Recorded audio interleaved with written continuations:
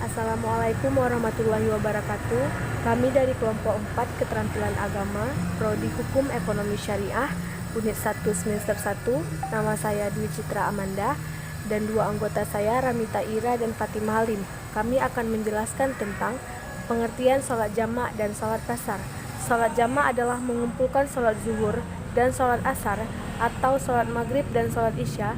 Di waktu sholat yang pertama disebut jamak takdim, dan di waktu sholat yang kedua disebut jamak takhir.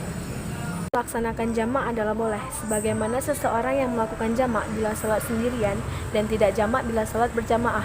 Namun lebih utama tidak melakukan jamak.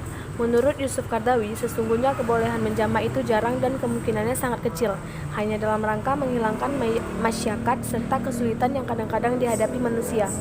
Jamak terbagi menjadi dua. Yang pertama jamak takdim, ialah penggabungan sholat yang dilaksanakan pada waktu sholat yang pertama.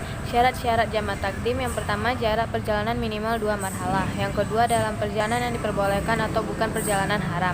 Yang ketiga, urut. Yang keempat, niat jamak. Yang kelima, waktu sholat yang pertama masih cukup untuk melaksanakan 2 sholat yang dijamak. Yang keenam, melakukan sholat yang pertama dan sholat yang kedua secara berkesinambungan. Yang ketujuh, ada dugaan sahnya sholat yang pertama. Yang kedelapan, masih dalam perjalanan uzur. Yang kesembilan, meyakini telah diperbolehkannya jamak. Jamak takhir. Jamak akhir, sholat jamak yang dilaksanakan pada waktu sholat yang terakhir.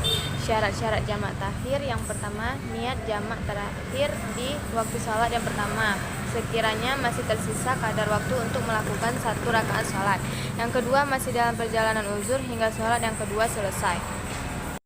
Berikut penjelasan tentang sholat kasar. Dan salat kasar. Salat kasar adalah melaksanakan salat zuhur, asar, atau isya dengan 2 rakaat oleh seorang musafir. Syarat salat kasar adalah: 1. Perjalanan jauh bukan untuk bermaksiatan. 2. Jarak perjalanan mencapai 16 farsa. 3. Salat yang dikasar adalah 4 rakaat.